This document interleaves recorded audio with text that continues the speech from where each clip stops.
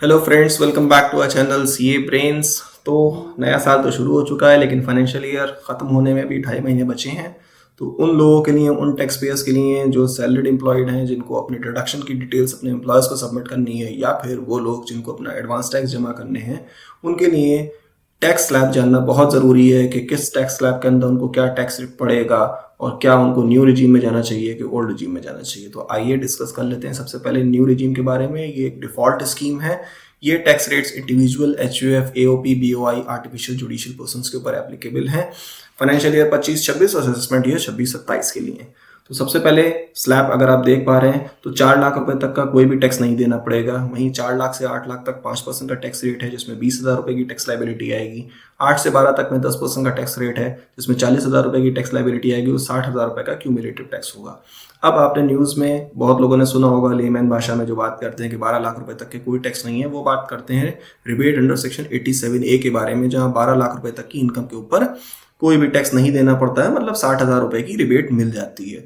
वहीं अगर इनकम 12 लाख से एक्सीड करती है तो उनको पूरा टैक्स देना पड़ता है। मतलब अगर 12 लाख से 16 लाख के ब्रैकेट में गिरती है तो 60,000 रुपए टैक्स आएगा और 1,20,000 रुपए का क्यूमुलेटिव टैक्स देना पड़ेगा। मतलब उनके लिए बेसिक एग्जेम्पशन लिमिट सिर्फ 4 लाख रुपीज की ही होगी, उनको ये 60,000 रुपए की छूट नहीं मिलेगी। साथ ही जिनकी इनकम 12 लाख रुपए तक के उन और भी उनकी इनकम के अंदर अगर आपकी capital gain, crypto, online gaming, ऐसी कोई भी स्पेशल टैक्स इनकम इंक्लूड है तो उस इनकम के ऊपर ये रिबेट एप्लीकेबल नहीं है। मतलब अगर आपकी इनकम 11 लाख रुपए नॉर्मल है और 1 लाख रुपए स्पेशल टैक्स रेट की है तो स्पेशल टैक्स रेट के ऊपर आपको टैक्स देना पड़ेगा और 11 लाख रुपए तक की इनकम के ऊपर जितना भी रिबेट बन रहा होगा अप टू 60,000 रुपीज वो आपको छूट मिल जाएगी।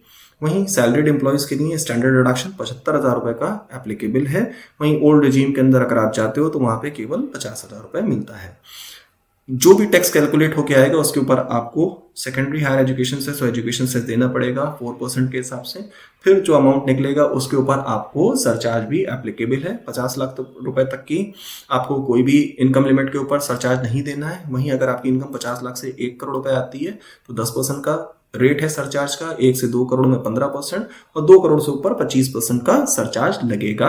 वहीं अगर आपकी कोई स्पेशल इनकम है जैसे कि कैपिटल गेन या डिविडेंड इनकम, उसके ऊपर 15% के सरचार्ज की कैप लगी हुई है।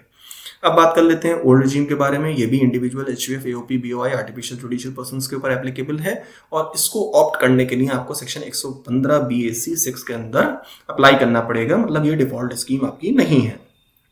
यहाँ पे टैक्स स्लैब को 3 पार्ट्स में डिवाइड किया गया है। मतलब individuals up to the age of 60 years, वहीं senior citizens from 60 to 79 years of age and super senior citizens 80 and onwards. तो अगर आप 2.5 लाख रुपए तक की छूट चाहते हो तो नॉर्मल सिटीजन्स जो कि 60 साल से नीचे, उनको 2.5 लाख रुपए तक की इनकम के ऊपर कोई टैक्स नहीं देना है। वहीं सीनियर सिटीजन्स को 3 लाख रुपए तक की इनकम के ऊपर कोई टैक्स नहीं देना है और सुपर सीनियर सिटीजन्स को 5 लाख रुपए तक की इनकम के ऊपर कोई टैक्स नहीं देना है। मतलब 2.5 लाख से 5 लाख रुपए तक के नॉर्मल सिटीजन्स को 5% का टैक्स देना पड़ेगा। वहीं सीनियर सिटीजन्स को 3 लाख से 5 लाख रुपए तक के 5% का टैक्स देना पड़ेगा। 5 लाख से 10 लाख सबके लिए कॉमन है, 20% टैक्स रेट है। वहीं 10 लाख से ऊपर 30% का टैक्स रेट लग जाएगा। इस इनकम के ऊपर education cess, secondary higher education cess 4% से एप्लीकेबल होगा। अब एक डिफरेंस के बारे में जान लेते हैं। जो रिबेट आपको 87A के अंदर न्यू रिजीम में 12 लाख के ऊपर मिल रही थी अप टू 60,000 रुपीज, वहीं आपके 5 लाख रुपए तक की इनकम की ओल्ड रिजीम में मिलेगी 12,500 रुपए तक। ये आप देख रहे हैं क्यूमुलेटिव टैक्स 12,500, इसकी छूट मिल जाएगी। और इसमें 112A पे लगने वाले टैक्स के ऊपर ये 87A की रिबेट एप्लीकेबल नहीं है। मतलब आपको वो स्पेशल रेट से वहां पे टैक्स देना पड़ेगा, उस पर रिबेट अलाउड नहीं है। वहीं जो भी सैलरीड एम्प्लॉयज हैं उनके लिए स्टैंडर्ड डिडक्शन यहाँ पे केवल 50,000 रुपए है। मतलब 5 लाख रुपए तक की आपकी अगर सुपर सीनियर सिटीजन है या फिर नॉर्मल सिटीजन पे 2.5 लाख रुपए तक की एग्जेम्पशन लिमिट है, 50,000 रुपए की स्टैंडर्ड डिडक्शन है, 3 लाख रुपए तक की छूट है। वहीं न्यू रिजीम में आप देखेंगे 12 लाख रुपए तक के कोई टैक्स नहीं लगता, प्लस 75,000, तो 12,75,000 रुपए सैलरीड एम्प्लॉय के लिए टैक्स की छूट है। ओल्ड रिजीम में बेनिफिट बस एक यही है, आप इसमें डिडक्शंस क्लेम कर सकते हैं। अगर आपके 80C के अंदर कोई भी डिडक्शन है तो आपको सब छूट मिल जाएगी। HRA की हो, हाउसिंग लोन की हो, सारी डिडक्शंस यहाँ पे मिलती हैं। तो आपको एक कैलकुलेशन करना पड़ेगा कि आपको कौन सी रिजीम के अंदर ऑप्ट करना है। सरचार्ज की अगर बात कर लेते हैं तो ओल्ड रिजीम के अंदर सरचार्ज ज़्यादा है, बाकी सारी चीज़ें तो सेम है न्यू रिजीम की तरह। लेकिन आप देखेंगे 50 लाख तक नील है, 50 से 1 तक 10% है, 1 से 2 तक 15% है, 2 से 5 तक 25% है, 5 से ऊपर 37% तक का सरचार्ज इसमें लग जाएगा, जो कि ओल्ड रिजीम के अंदर खाली 25% तक का ही लग रहा था। एक कंपैरिजन चार्ट अगर आप इसमें देखना चाहें तो इसमें मैंने बना दिया है, जैसे आप 4 लाख रुपए तक की इनकम नील टैक्स रेट है न्यू रिजीम के अंदर, जो कि एक डिफॉल्ट स्कीम है।